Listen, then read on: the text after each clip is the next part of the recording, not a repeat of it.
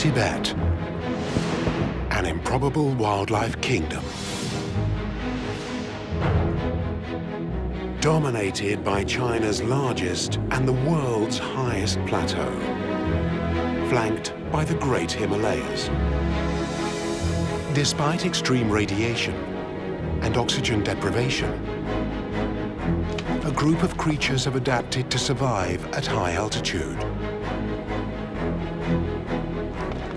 Great mammals, scavengers, fleet-footed antelopes, cold-blooded reptiles, and even a renegade band of primates. A place also home to an ancient people. Together, they find a way to live on the roof of the world.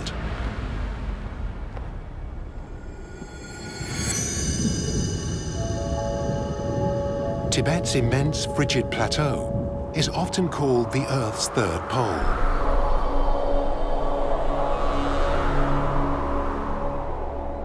Located in China's lower western region, it's buttressed by the Great Himalayas.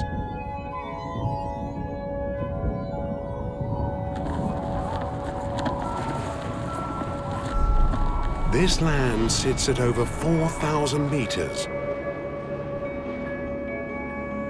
But despite these lofty heights, a diverse group of creatures and their neighbors, the industrious highland people, somehow carve out an existence.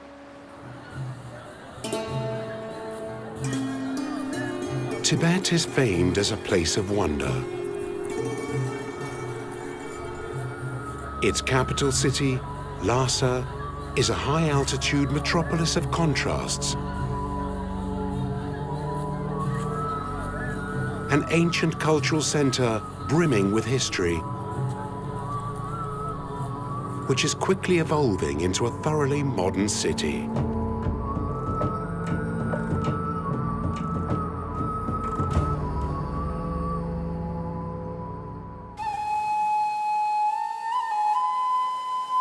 The plateau surrounding Lhasa and the valleys to the east are blessed with some surprisingly fertile land. And farming is central to life here. The short summer season is exploited to grow ancient and hardy strains of wheat and barley. Here, in the alpine valley of Linzi, the lure of these energy-rich crops proved too much for one opportunistic primate, the Tibetan rhesus macaque, the largest of all rhesus macaques. 20 years ago, a small number came down from the hills to fields surrounding the village.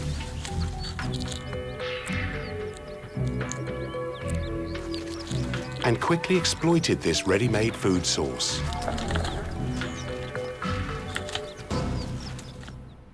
The villagers were in a dilemma. Tibetan custom is to live with all animals in harmony. But these thieves were not welcomed by all.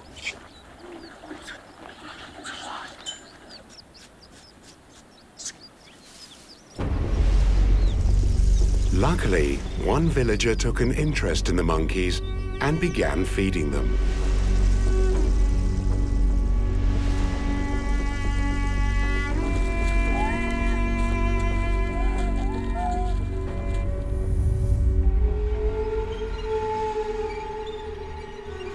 당분이 비운 데는 소디 때는 곧 당분 소나 인가 비우 미마통 미그 비 미마통 디데 리시미 디데 비운 제지에 샤스미 주스 데라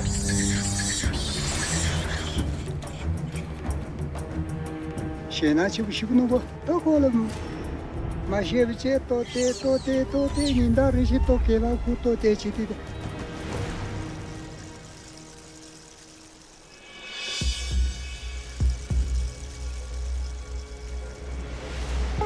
atendendo no de corote 배제로 당고 도마 비우 마소니데 비우 십주스미시요 아데네 배제로 차샤는 비우 같이 숨도스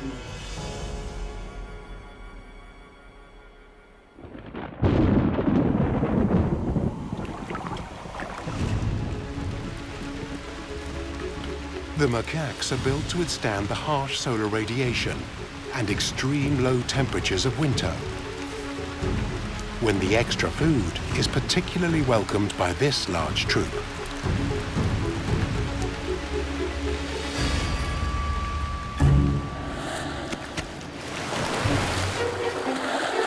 But for now, these primates have their annual respite, as it's summer. Time to enjoy the balmy 20-degree day.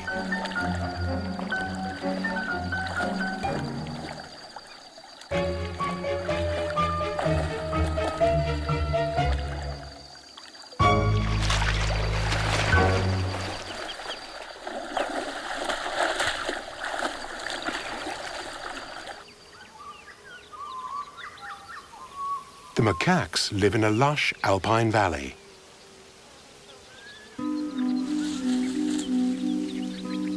The trees here are more than a playground.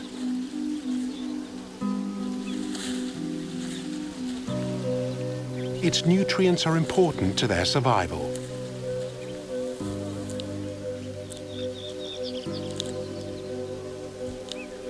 Although these macaques are helped by their human neighbors, they must still forage for most of their own food. Unlike some monkeys, these macaques can't digest leaves in great quantities, preferring fruits when available.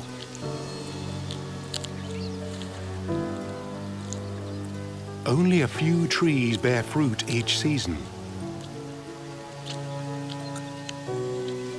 So macaque groups strive to protect their patch at any cost.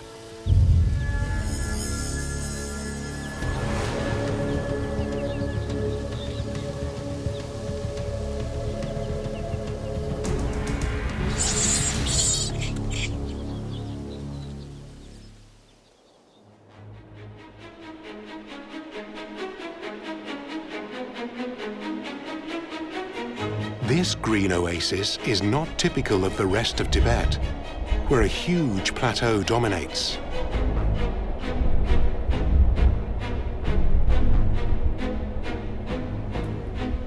These alpine forests are a side effect of the Indian monsoon, which makes its way down Tibet's Yaklangsangpo River, that carved out this gorge 3 times deeper than the Grand Canyon.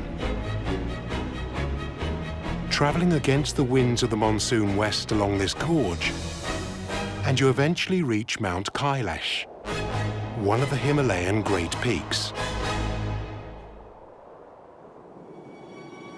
These mountains are home to one of the world's most elusive cats.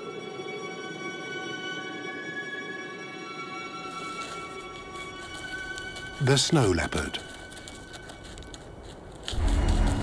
Special adaptations allow this big cat to survive here.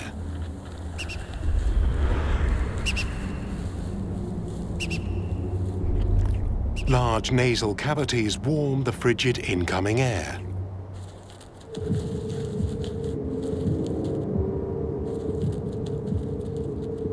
Its long, thick tail is used as a counterbalance.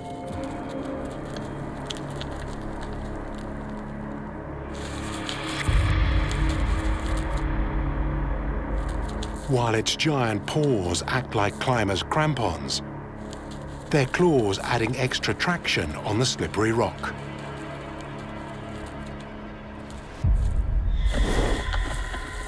The cat's agility allows it to catch 2 large mammals every month, including the Himalayan wild sheep, known as the boral, which is also adapted to living on these cliffs.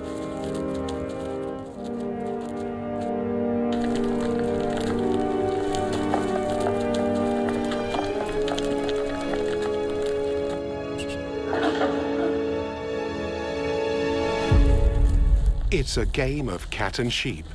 played out at almost 6,000 meters.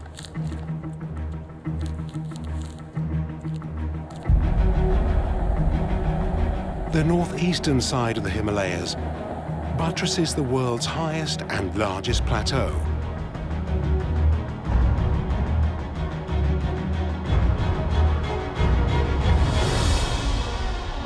It's so high that it exists in the Earth's troposphere, where oxygen is only 50% of that found at sea level.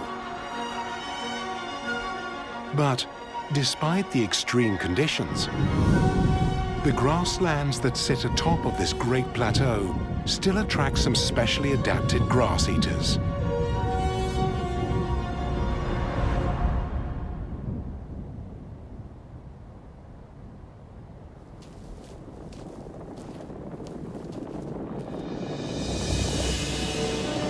The chiru is the fastest creature here and can reach speeds of 80 kilometers per hour. They have adapted radiation-resistant DNA and the ability to function with less oxygen.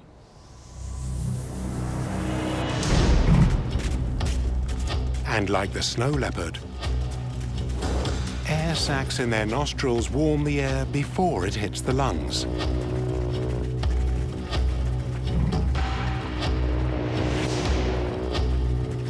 Males have horns half a meter long, which are used to violently fight for the affections of the females.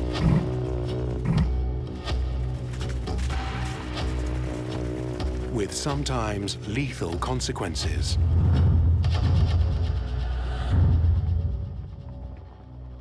This time, the challenger backs down. For years, this small antelope not only had to fend off rival males and predators, but also had to avoid its greatest foe to date, man.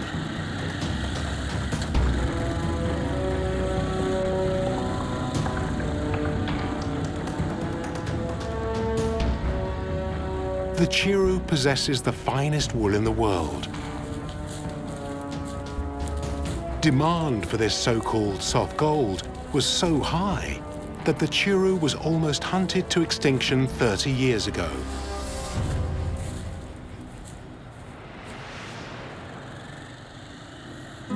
But the chiru no longer needs to flee at the sound of man.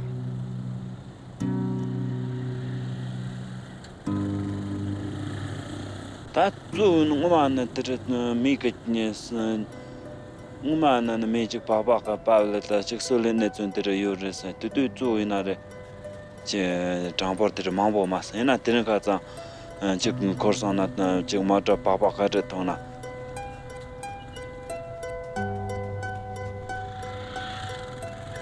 A government conservation program now employs local people to protect and preserve chiru and other wildlife on the Great Plateau.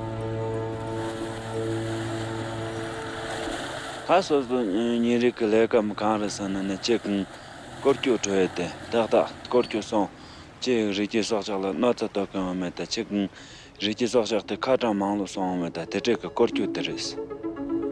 Each patrol covers a massive 20,000 square kilometers, and rangers must deal with whatever the extreme plateau throws at them.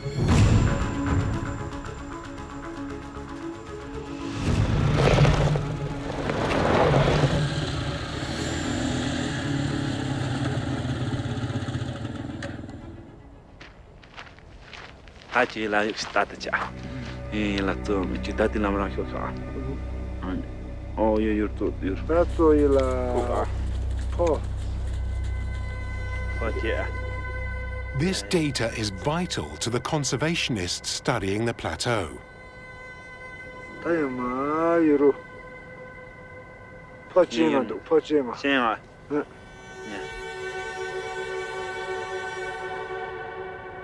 An design che riti socha te make not to talk me so na korto kana korte to se sate che so zate so sa ka mi ke te not to talk me te so kan kanchi tan te chires. But working alongside plateau wildlife isn't without its risks.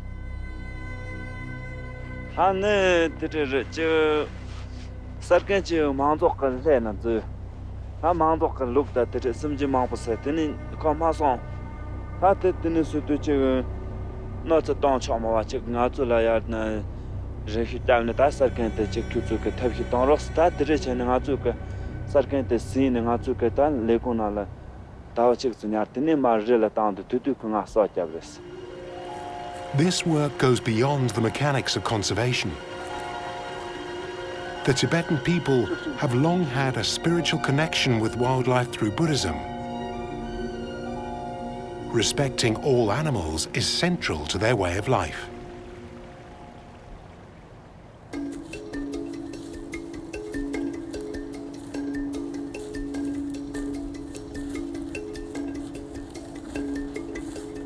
Female Chiru lived independently of the males for part of the year.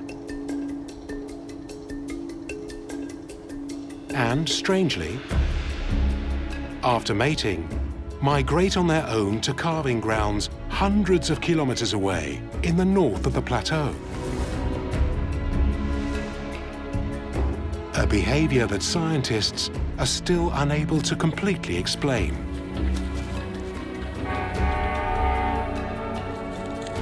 To get there, they have to pass under the Xinjiang Tibet Railway.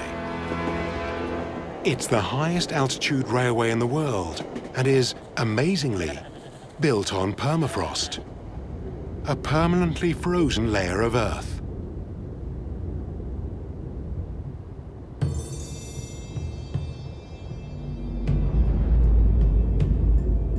Tibet is often referred to as the Earth's third pole. So called because of the vast amounts of ice locked up in glaciers and in these permafrost areas.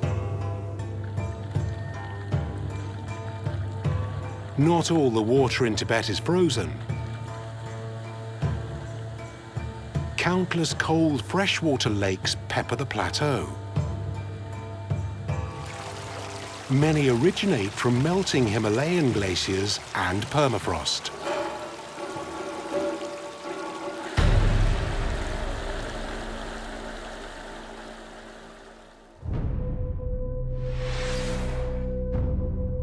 These lakes are extremely remote. But people can be found, even here. Nomadic herders pass by with their animals.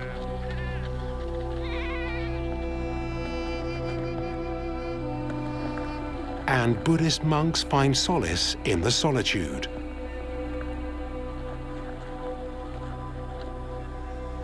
Yet these lakes also support vast populations of birds. It's an avian haven.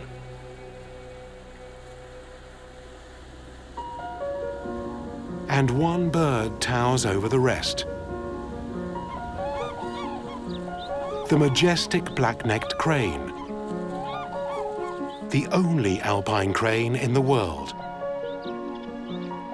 And because of its secluded home, the last to be named by ornithologists. Most cranes have a wingspan of nearly 2 meters, allowing them to migrate on thermals for thousands of kilometers.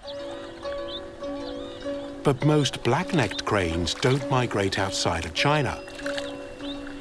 And some live around these lakes all year round.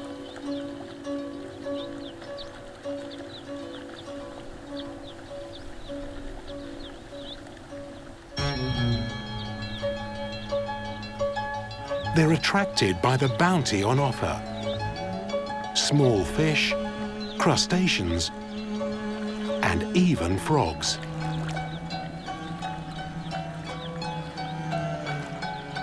But this is also a place to rest.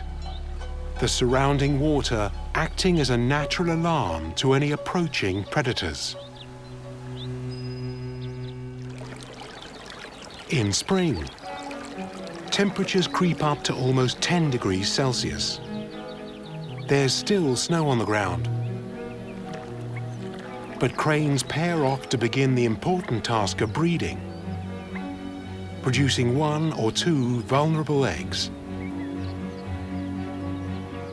Both parents are equally committed and share incubation duties.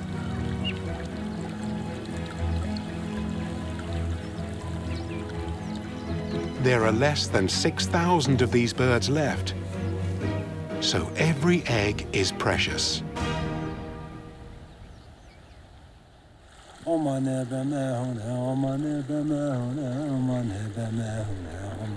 The cranes are particularly sacred to the lakeside monks.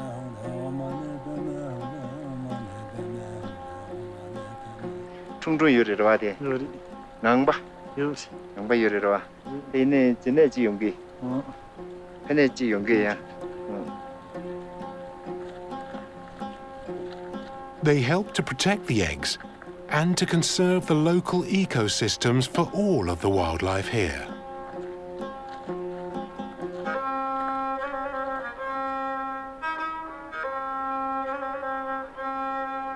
Every summer, the cranes are joined by a species of goose that makes the greatest and most arduous journey of any migratory bird on Earth, over the Himalayas. Bar-headed geese fly nearly 1,600 kilometers from India to these Tibetan lakes.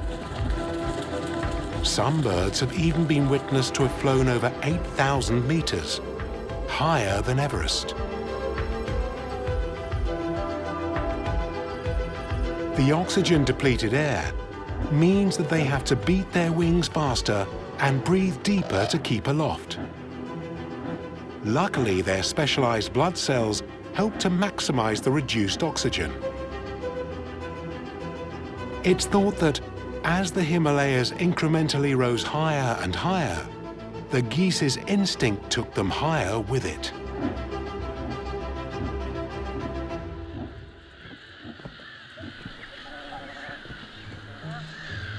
Averaging 20 degrees Celsius, it's just warm enough in the summer to breed in Tibet up to 8 little goslings per pair.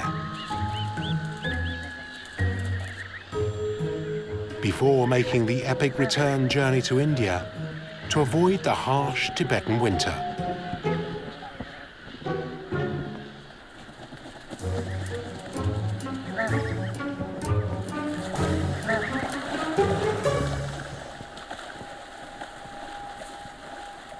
Living cheek by jowl with wild animals has its dangers.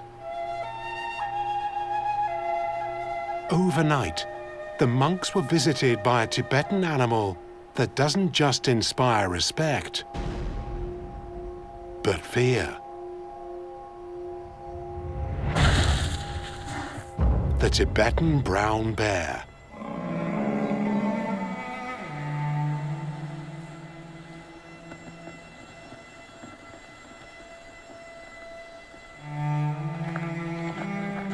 A bear smashed one of their windows before fleeing into the darkness.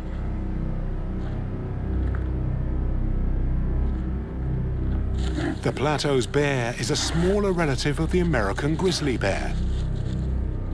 Its thick, shaggy coat protects it from the harsh Tibetan storms on the plateau, where there is little shelter. This 450-kilogram predator doesn't fish for salmon like the grizzly. Instead, it fishes the plateau for a furry creature called a pika.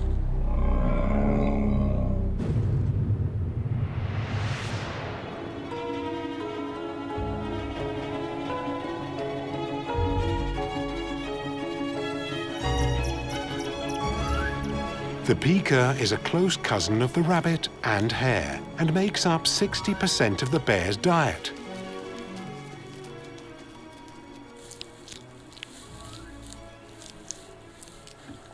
Its other key role is to keep the grape meadows and grasslands of the plateau healthy.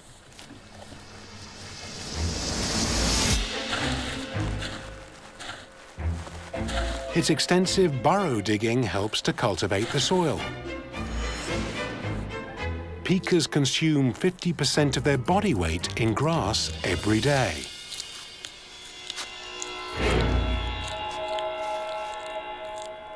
The bear is not the only threat to the pika.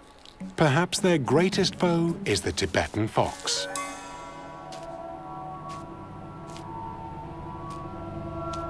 It's an age-old battle of wits between the hunter